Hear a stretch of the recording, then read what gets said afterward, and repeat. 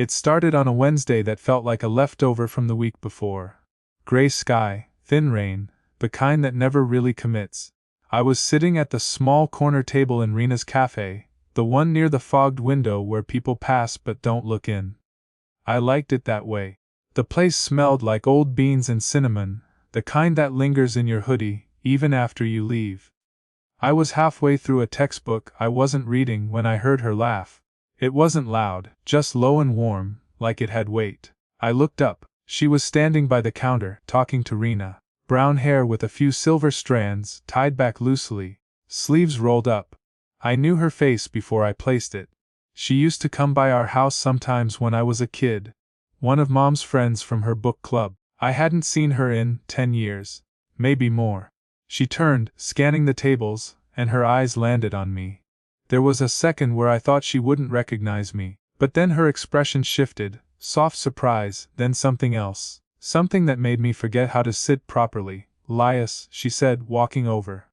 "God, you've grown up." I stood, a little too fast. "Yeah, hi Mrs. Warren," she smiled at that, shaking her head. "Don't call me that. It makes me sound ancient." "Okay," I said. Call me Claire." The word felt strange in my mouth. She motioned to the seat across from me. "You mind if I?" "Yeah, of course, please." I moved my cup to make space, knocking over a napkin. She caught it before it hit the floor, smoothing it out carefully before setting it back down. That tiny act, unnecessary, gentle, stayed with me longer than it should have. "I didn't know you were still around," she said. "I moved back last month," I replied. "Trying to finish my degree. It's goin'." She smiled.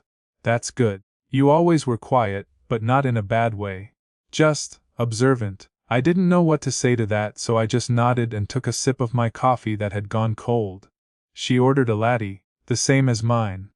When the barista set it down, she added 2 sugars without looking, the exact way she used to when she'd visit Mom. I hadn't remembered that until just then. We talked. Or maybe it was more like circling around conversation. She asked about my studies, my mom, whether I still drew in the margins of things. I asked about her work, pretending not to notice the gold band missing from her hand. Her laugh came softer the second time. More private. At one point our hands brushed when I passed her a spoon. Neither of us pulled away immediately. "You're nothing like the boys I remember," she said quietly, eyes still on the table. It sounded almost accidental, like the thought slipped out before she could stop it. I didn't know how to answer, so I didn't. The rain picked up outside, filling the silence for us. When she finally stood to leave, she hesitated. The kind of pause that holds a decision. "It was nice seeing you, Lias.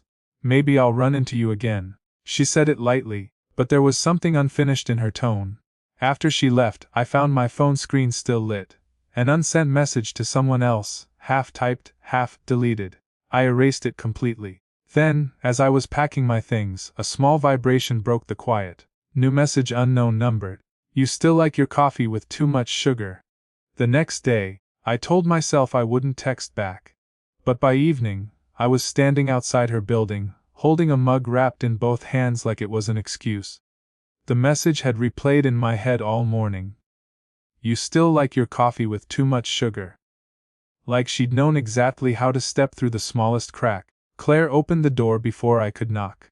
"You actually came." I shrugged. "You texted first," she smiled, small, tired, real. "That's true. Come in." Her apartment smelled like rain-soaked wood and something faintly floral. Books stacked unevenly along the walls, a half-finished puzzle on the table. She poured tea into mismatched cups, one chipped at the rim.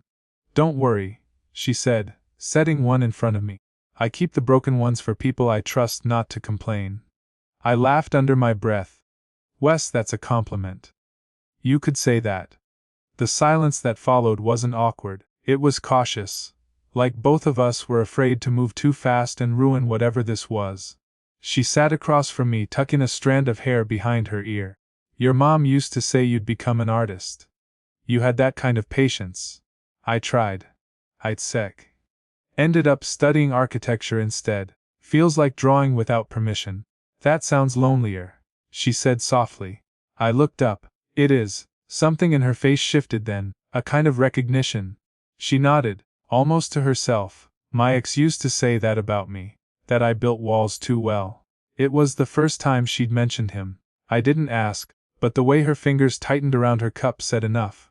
I'm sorry, I said quietly. She smiled without looking up. Don't be. He's fine. I'm fine. We just stopped noticing the same things. The clock ticked from the kitchen. Rain pressed against the window like static. She poured more tea even though mine wasn't finished, her hand brushing mine as she set the pot down. The air seemed to thin. I shouldn't, she started, then stopped. Never mind. What? She shook her head. It's just strange. Seeing you now. You were always the quiet one when your mom's friends came over. You'd sit at the end of the table, listening. I smiled a little. You were the only one who talked like the silence didn't bother you. Her eyes lifted, slow and uncertain. The kind of look that lands somewhere between past and present. Neither of us spoke for a long time. I don't know why that moment stayed with me. Maybe because it felt like someone finally saw me. Not as I'd been, but as I was trying to become. When I finally stood to leave, she reached out, not to stop me, but to straighten my collar. Just a small ordinary thing, except it wasn't. I didn't see her for a week. Then, one evening, she texted again, could you help me move a shelf? It's heavier than it looks. No emo signature. Just that. When I got there she was barefoot, hair tied up, sleeves pushed past her elbows. The living room was rearranged. Books stacked in neat columns. A chair angled toward the window like someone had been sitting there thinking too long. I didn't want to bother anyone else, she said, handing me the edge of the wooden shelf. You're reliable. I didn't know whether to thank her or apologize. We worked quietly. The shelf scraped softly against the floor, our breathing filling the gaps. Every time she brushed past me, something in me tensed, not from discomfort, but from how careful we both were not to touch more than we had to. When it was finally in place, she stood back. Looks better, right? Yeah, I said. It suits the room. She smiled faintly, brushing a strand of hair from her forehead. Funny how that happens. Some things just fit better after you move them around a few times. The words hung there longer than they should have. Before I could respond, her phone buzzed on the counter. The name lit up before she silenced it. Mom, my mom. Her expression flickered. I still talk to her sometimes, she said quickly, as if I might think otherwise. Mostly about nothing. I nodded. She never mentioned it. That's probably for the best. The air changed after that. She poured us both water, but neither of us drank. I watched her hand tremble slightly as she set the glass down. This is ridiculous, she said softly, almost laughing. You're what? 23. 24. Right. She looked away.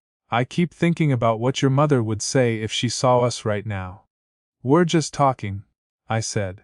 Exactly. But the word didn't sound like reassurance. It sounded like a wall. I wanted to say something, anything, to make it less strange, but every sentence felt like a step too far. She turned toward the window, arms folded, eyes on the streetlights flickering on outside. You remind me of who I used to be around people, she murmured, before I started thinking too much about everything. She didn't mean for me to hear it. I stood beside her, the distance between us shrinking until our reflections overlapped in the glass. Two blurred outlines, close but not touching. Outside, someone called a name down the street. A dog barked. The world moved normally while something in the room tilted. She turned, meeting my eyes for a fraction too long. Then she stepped back, pretending to laugh. I should make dinner. I nodded. Yeah, I should go. She reached out, instinctively, fingers brushing my sleeve, just once, barely there. It wasn't enough. But it was almost everything. A week passed where we didn't talk. No texts, no glances through cafe windows. I tried not to notice how much quieter everything felt. Then one evening, I saw her again, at the park near the old library. She was sitting on a bench, a paper cup in her hands, staring at the pond like she was waiting for something that never came. I hesitated before walking over.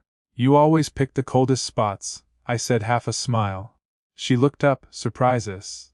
Her voice softened on my name. Didn't expect to see you. Guess we both needed air, I said, sitting beside her. The silence stretched. G's cut slow lines across the water. Somewhere, a child laughed, far away. You've been avoiding me, she said finally. Not accusing. Just true. I thought maybe that was what you wanted, I said. After last time, she breathed out, eyes still forward. Maybe it was. Maybe I just didn't trust myself. The words landed like small stones. I wanted to ask what that meant, but she kept going. You remind me of a version of myself I thought was gone. Someone who still believed that being seen didn't have to cost anything. I didn't say anything. I just looked at her. The way her thumb traced the rim of her cup, the way her voice cracked on believed. I keep thinking, she continued quietly, about how wrong this is, how unfair it would be to you. I'm older, Elias, old enough to know better. I turned to her. You keep saying that like it's supposed to make me stop feeling what I feel. Her breath caught. And what is it you feel? I almost said it. The words pressed against my throat, heavy and simple. But I couldn't make them sound casual enough, safe enough. So I just said, you already know. That made her look at me, really look. And I saw it then, not shock, not disapproval, just exhaustion. The kind people carry when they've spent too long pretending not to want something. She whispered, I shouldn't. I know. I could hurt you, maybe. The air between us changed again, that quiet, electric shift I'd started to recognize. Her eyes dropped to my hands resting on the bench, fingers barely brushing the wood. She reached out slowly, stopped halfway. You shouldn't make this harder. I'm not trying to. Then what are you doing? I opened my mouth, closed it. I don't know. Maybe I just wanted to see if you'd stop me. She didn't answer. Just stared at the water again, her reflection trembling beside mine. After a while, she said, you make it very hard to stay where it's safe. And then, after a beat, almost to herself, would it be easier if you stopped coming around? I didn't know how to answer. So I didn't. The next morning, I went by the cafe. Her usual table was empty. By Friday, it still was. Rena asked, you haven't seen Claire lately, have you? And I tried to sound casual when I said no. She said she was taking some time off. Rena said. Didn't say why. Just left this. She gestured to a small envelope tucked behind the counter. My name on it, written in looping handwriting that didn't match the steadiness I remembered from her. Inside was a folded grocery receipt, nothing else. On the back, don't wait for me to make sense of this, no signature, no explanation. For days I replayed that line. Every word carried a shape I couldn't decode. Maybe she'd meant don't wait for me, period. Maybe she'd meant she wanted to, but couldn't. Either way, she was gone. I stopped going to the park, stopped lingering in places where I might see her. I tried to throw myself into work, but everything felt slightly off-center. Like a chair missing a leg, still standing but never steady. One evening, my mom called. Did you hear? Claire's moving. Closer to her sister's place, she said. She's been through a lot. Divorce finally settled. You probably didn't know. I didn't. She always said you reminded her of her son, my mom added. You two would have gotten along. That part caught me. Her son. I didn't even know she had one. I imagined him maybe older than me, maybe the reason she'd looked so conflicted every time she smiled. The idea shouldn't have stung, but it did. Not jealousy exactly, more like realization. There were entire parts of her life she'd never let me near. For a while, I told myself I was fine with that. That we were just two people who'd crossed paths in the wrong season. But one night, I passed by her building anyway, lights off, mailbox half full. The air around it felt colder, heavier. I thought about knocking, just once, just to see. Instead, I sat on the front steps for a while, watching the light from passing cars glide over the windows. I typed a message on my phone. I didn't come to make this harder. I just didn't want you to disappear without saying goodbye. Then I stared at the words until the screen dimmed. Didn't send it. Didn't delete it either. I just sat there, listening to the sound of the city swallowing the quiet. And for the first time I didn't feel heartbroken. I felt paused, like life forgot to finish the sentence. Somewhere behind the closed curtains, a shadow moved. Maybe hers, maybe not. I didn't wait to find out. A year passed, maybe a little more. The city changed its rhythm. New storefronts, new faces. But some things stayed the same. The park bench, for instance, still tilted slightly to the left. The cafe still smelled like cinnamon and old promises. And I still ordered my coffee too sweet, though now I told myself it was just habit. She came back quietly. No announcement, no warning. Just a familiar voice one morning at Rena's cafe, asking if the table near the window was free. When I turned, it took me a second to recognize her. Her hair shorter now, flecked with more gray, her expression softer somehow. "Hey," I said. "Hey," she answered. "You still take your coffee like that? Guess some things don't change." She smiled. Some things shouldn't. We didn't rush into conversation, we didn't need to. The silence had shape now, not tension, something lived in, something earned. She told me she'd spent some months with her sister. "It was good," she said. "Quiet, too quiet, maybe," I nodded. "You look lighter," she laughed softly. "That's one way to say older. Not what I meant." We walked after that, down the same path near the pond where the geese cut lines across the water. The bench was empty, waiting. She sat. I joined her. For a while we just watched the ripples. The way time moves without asking permission. "Do you ever think about before?" I asked. "Sometimes," she said. "Not the mistakes. Just the moments in between. The ones that didn't know what they were yet." I looked at her then. Really looked. And realized I wasn't waiting anymore. Whatever had been unfinished between us had quietly settled into place, like a picture finally level on the wall. She glanced at me. "You're not that quiet boy anymore. And you're not the woman who ran away from her own laughter," I said. That made her smile, the kind that reaches the eyes. We stayed there until the light began to fade, the air turning cool. She reached into her bag and pulled out a thermos. "Still make tea the old way?" I asked. "Of course," she said, pouring 2 cups. "You take yours plain now, right?" I hesitated, then smiled. "No, too much sugar still." She shook her head, that same look of disbelief and fondness from so long ago. "You'll never change, will you?" "Maybe that's the point," I said. We didn't hold hands.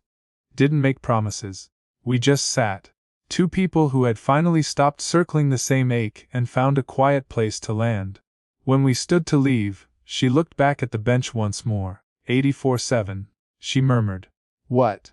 "That was the time you showed up that day," she said. I remember, because it felt like the world paused for a second. I didn't answer, just smiled, because I remembered too.